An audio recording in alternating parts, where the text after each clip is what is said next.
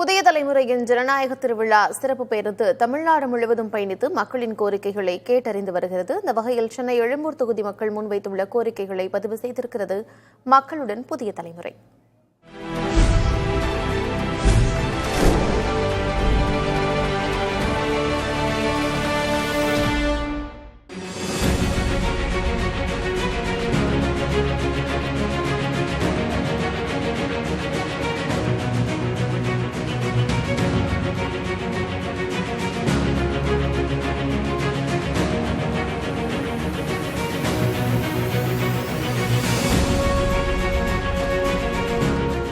அனைவருக்கும் வணக்கம். சென்னை நகரோட மைய தொகுதி அப்படின்னு சொல்லலாம் இந்த எழும்பூர் சட்டமன்ற தொகுதியை.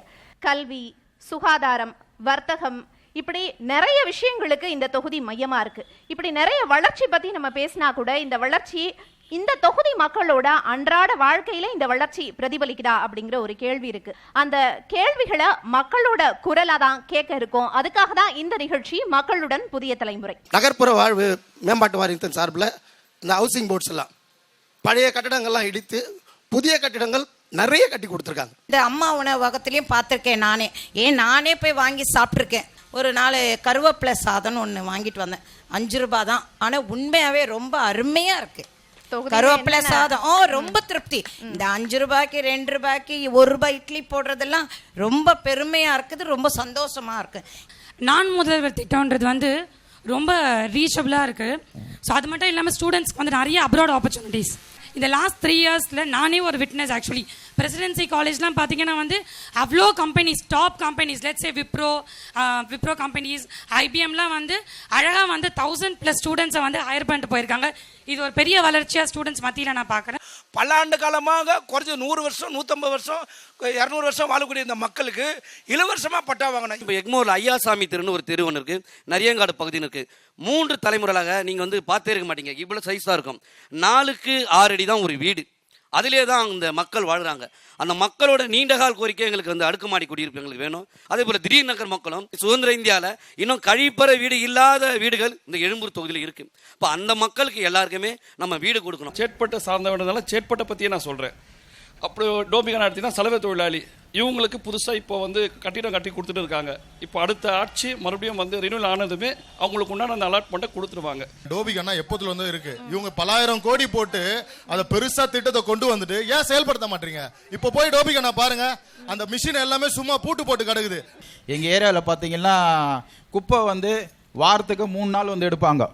மீதி 3 நாள் ஆள் பற்றாக்குறை. ஆனால் கடந்த 5 வருஷமா மழைநீர் காவா சரியா தூர் வர மாட்டாங்க. நீங்க ஒன்னா எக்ஸாமின் பண்ணனா போயிட்டு ஏதாச்சும் ஒரு டோரை போய் பாருங்க, மண் இருக்கும், முக்காவாசி மண் இருக்கும். 3 அடி தண்ணி போற இடத்துல 2.25 அடிக்கு மண் இருந்துச்சுன்னா தண்ணி எப்படி போகும்? எங்கள் பகுதி பட்டாளம் ஆஞ்சநேயர் கோவில், குருசாமி நகர், முன்சாமி தெரு, இந்த தெருக்களில் மழைக்காலங்களில் பார்த்தால் சுமார் அதை சுற்றி உள்ள 150 தெருக்களில் 3 அடி முதல் 4 அடி தண்ணீர் தேங்கி நிற்கும். இந்த சூளை பகுதி, தட்டாங்குளம் பகுதியில் மழை காலங்களில் ஒரு நாள் மழை பெஞ்சாலும் இடுப்பளவு தண்ணியில் மக்களுக்கு பசியும் பால் கூட கொடுக்க முடியாத அளவில் இருக்காங்க. அந்த எம்எல்ஏ கூட ஒரு வார்த்தை பார்க்காத ஒரு சூழ்நிலை தட்டாங்குளம் பகுதி மக்கள் வாயில இருக்கு.